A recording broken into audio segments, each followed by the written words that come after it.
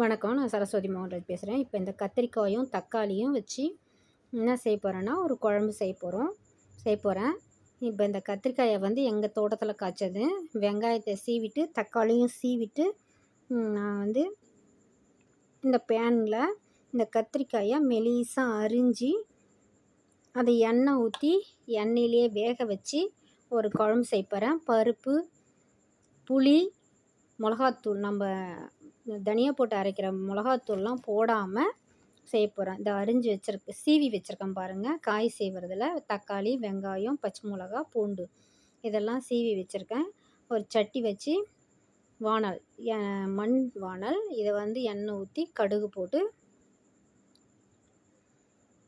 தாளித்து வெங்காயம், தக்காளி எல்லாம் வதக்கிட்டு நல்லா எண்ணெயிலே வதக்கிடணும். வதக்கிட்டு நம்ம வந்து அதுக்குள்ளே இந்த பேனில் கத்திரிக்காயை வேக வச்சு எடுத்து போட்டு குழம்பு வச்சிட்டாக்கா அது உடனடியாக ஒரு 1/4 மணி நேரத்தில் இல்லை 10 நிமிஷத்தில் செஞ்சிடலாம். இது வந்து வித்தியாசமான குழம்பு. புளி இல்லைன்னாலோ இல்லை மிளகாத்தூள் இல்லைன்னாலோ நம்ம வைக்கிற குழம்பு இது. இந்த எண்ணெயிலே வேக வைக்கிறதுனால கத்திரிக்காயும் வெங்காயம் தக்காளியும் சீவி போடுறதுனால கொஞ்சம் சேர்ந்து கூடி வரும். அதனால் அந்த எண்ணெயில் வேக வச்ச டேஸ்ட்டு வந்து எங்களுக்கு கத்திரிக்காய் டேஸ்ட் பிடிச்சிருந்துச்சி. அதனால் செய்கிறேன். உங்களுக்கும் இந்த மாதிரி பிடிச்சிருந்தா செஞ்சு பார்த்துட்டு சாப்பிட்டு பார்த்துட்டு நல்லா இருக்கான்னு சொல்லுங்கள். எண்ணெயில் வறுத்து வச்சுருக்கேன் பாருங்கள். நல்லா கத்திரிக்காயை எண்ணெயில் வறுத்து வச்சுருக்கேன்.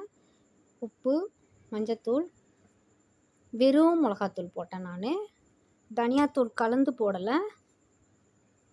தனியாத்தூள் கலந்த மிளகாத்தூள் போட்டால் கொஞ்சம் எரிப்படிக்கும், புளி ஊற்ற வேண்டியதாக இருக்கும். அதனால் கத்திரிக்காயை வேக வச்சு எண்ணெயில் வதக்கி கொதிக்க வச்சு உடனடியாக நம்ம வந்து சாப்பிட்றதா இருந்தால் சாப்பிட்லாம். நல்லாயிருக்கு இந்த டேஸ்ட்டு. அதனால் செஞ்சேன் நான்.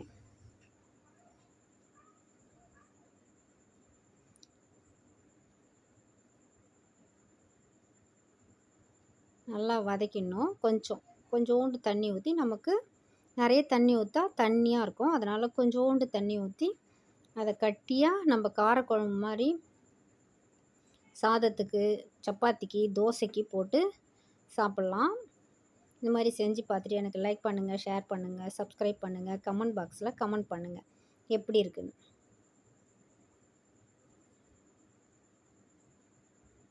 இதுதான் கத்திரிக்காய் குழம்பு.